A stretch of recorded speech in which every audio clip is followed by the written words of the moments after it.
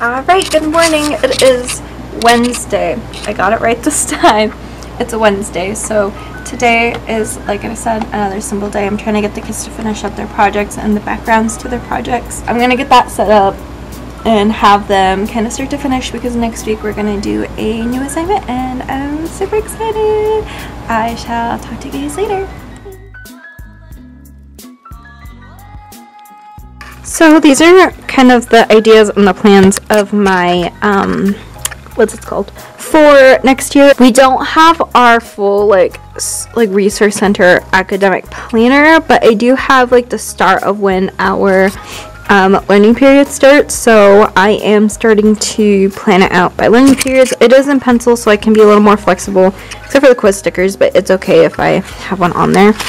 But basically, as you can see, I've labeled them, and so I have like all of these assignments planned out, so that way I can go ahead and use it as reference. And this, when this is done, I am going to save this for here, so that my substitutes can see like the progress. If I need to have my substitutes use this, I'll put this in my sub binder. And so that way they can open up the page. I'll add a little bookmark and they can see all the things that needs to be worked on, which makes my life a little bit easier. And I also kind of make sure I have little like stickers and stuff so that I can plan anything that I need to do during then for prep and things like that. But typically I use my Google Classroom for the actual like assignments. So I input the assignments, like for example, this is what I had this year for LP1. So I have like my slides, and usually I make little documents on Google Docs and I edit it and share it with my class, so that way they can see the details of the project and also picture examples if we need picture examples and things like that. And all of that is going to be in here for the students to kind of see. So for example, mandalas. This one has a YouTube video, but this is like a good example of how I kind of have it. I have like videos, I have links and stuff like that. So a lot of my work is digital for the kids to see, and that's kind of basically it.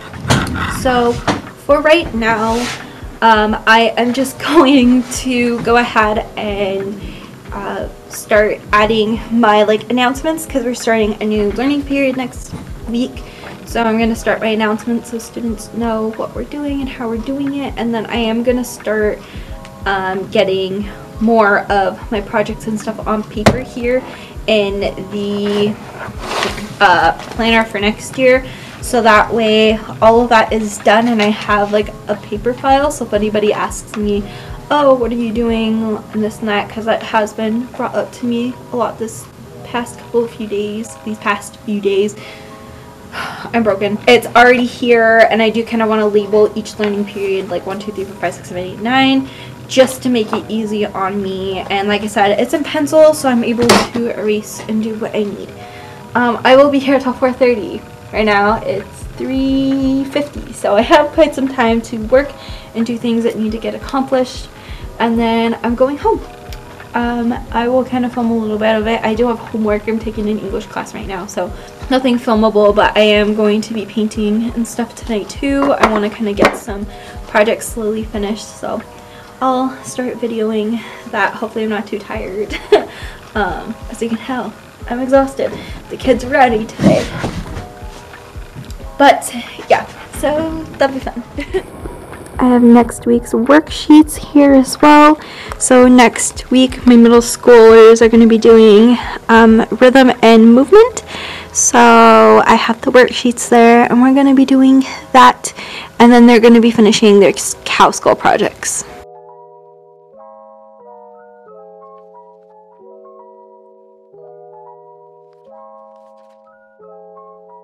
So this is the stack of my cow skull projects that my students completed, and so these are like my Monday, Wednesday kits at the top, and then I have like my Tuesday, Thursdays too. So those are all the ones in the previous one. It's a kind of like a mixture of what the kids accomplished as well. I know I did show my students who did the Dragon Eye projects too. So there's a big mix of projects that we have completed that I am going to continue to do.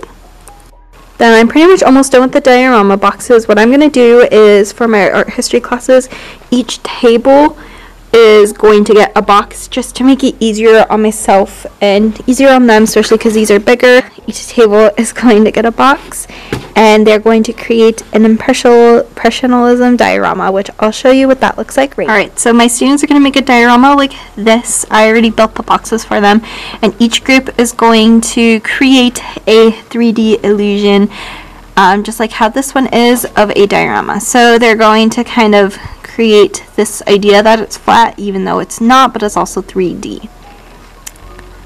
So I have like all of the requirements here at the bottom, which gives them an idea of what we're using. I already built the boxes so they don't have to worry about it. And basically they'll choose a painting from the Impressionism era, and as a group they're going to create this together, if I didn't say that already. I think this is a great idea, and I'm super excited to see what they're going to make and how they're going to do it. I think this is really interesting. I feel like if they work as a group, it will be a great project, I think, from most of them, and it'll encourage them to do their project. So this is a bit messy, but basically I took this home to work on, and what I am doing is, for my drawing students, we need a lot more practice portraits, so I chose celebrities that have, like, you know, very simplistic like portraits and stuff, and I kind of had them printed out at the school. I kept them black and white to make it easier to practice value drawings for the students. Something with different types of composition. I have like Johnny Depp over there, Billie Eilish, Leonardo DiCaprio, things like that.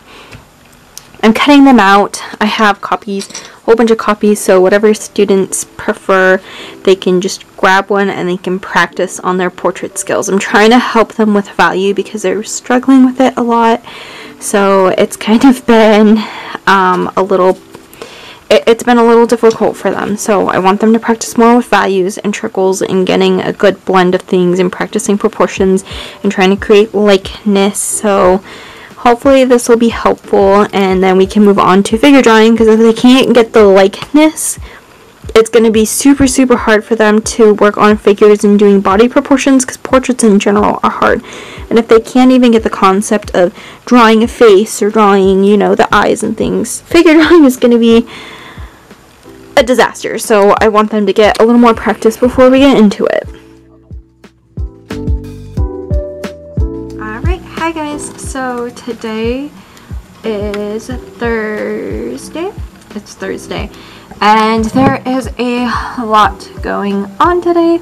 So my students are finishing up their projects for the week, because next week we're starting on a new on a whole bunch of new lessons. So my middle school is doing rhythm and movement. My high school, we're doing celebrity self-portraits because I need work on portraits still. My painting class is working on impressionism, and same with my art history class, but we're doing two different projects for those. So they're getting their work, they're gonna have their work cut out for them.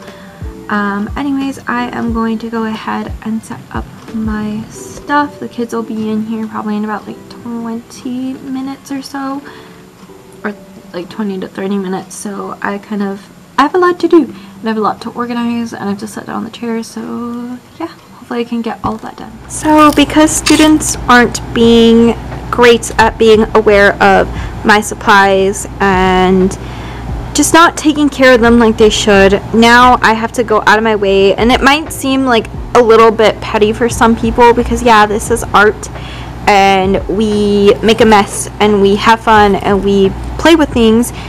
If you're taking supplies and you're doing things, eventually we're not going to have anything to paint with, or especially with taking care of brushes. So now I have to create like how I did here, a sign in and sign out sheet of the student, what supply they're using, and then they have to date it in. So they have to put in, you know, the time they put it in and the time they are putting it back away.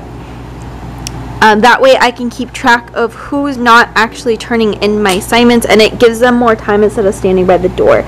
And it's just something that I'm gonna have to start to do, and it's gonna have to start being routine, because my supplies are getting taken, my room is being left a mess, and personally they need to learn responsibility. So these are the types of things that I have to go through when I'm doing projects sometimes, and until the kids are able to earn my respect for taking care of my things, they're gonna have to deal with this. And until when they earn it back, they can earn it back, but it has to be, my trust has to be, you know, with example. But I've kind of organized this a little bit more, so I'm gonna have like our papers up here when we need to have our papers or worksheets, and then their projects are going to be here, and the supplies are going to be at this end table, so that way it's like a whole spectrum. And for right now, I'm just keeping all the projects that I can up underneath, so that way I can keep track of the ones that are turned in to me.